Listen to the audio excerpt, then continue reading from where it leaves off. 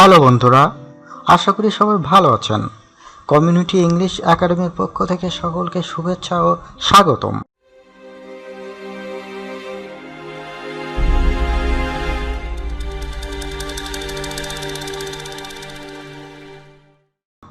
আজ আমরা একটি ভিডিও ক্লিপ থেকে কিছু সেন্টেন্স ও ফ্রেজ নিয়ে কথা বলবো, যাতে আমরা প্র্যাকটিক্যাল ইউসেজ থেকে ইংরেজি পিক আপ করে সেগুলো শিখে নিতে পারি আর আমরা তা বাস্তব ক্ষেত্রে প্রয়োগ করতে পারি।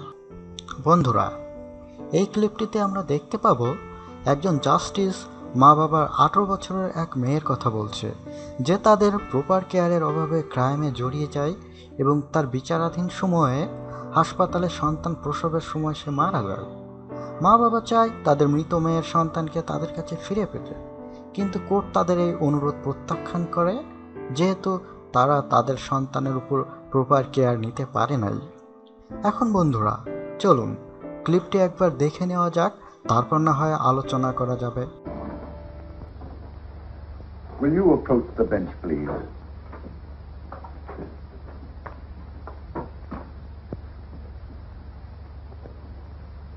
It's always difficult for an old friend to sit in judgment of an old friend. But law is law, and it must be administered to one as to another. It now comes to light that both of you, over the past 18 years, have proven yourselves utterly incompetent in the most important responsibility given to a man and his wife. I refer to the bringing up of children in your own home. In all fairness to the society which you so miserably failed, and in justice to this child, I must deny your request. বন্ধুরা, আমরা নিশ্চয়ই খেয়াল করেছি যে ক্লিপটির শুরুতেই justice তার মা বাবাকে বেঞ্চের কাছে আসার আহ্বান জানাচ্ছে। তিনি কিভাবে আহ্বানটি করছেন, চলুন আর একবার দেখে নেওয়া যাক। Will you approach the bench, please? বন্ধুরা, এখানে জাস্টিস বলেছে, will you come to the bench please. সুতরাং আমরা এভাবে অনুরোধের ক্ষেত্রে এমন স্পেস ব্যবহার করতে পারি, যেমন will you come to me please. এই ক্লিপ থেকে আরো ছোট একটি অংশ দেখে নিই।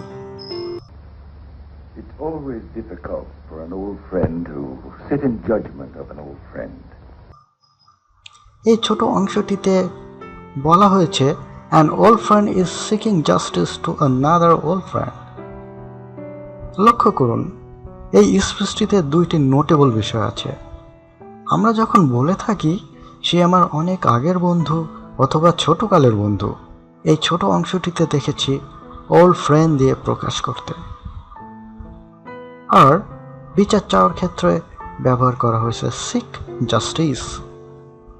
সুতরাং এখানে দেখলাম যে ছোটকালের বন্ধু অথবা আগের বন্ধু বোঝাতে ওল্ড ফ্রেন্ড, এবং বিচার চাওয়া ক্ষেত্রে আমরা সিক জাস্টিস ব্যবহার করতে পারি।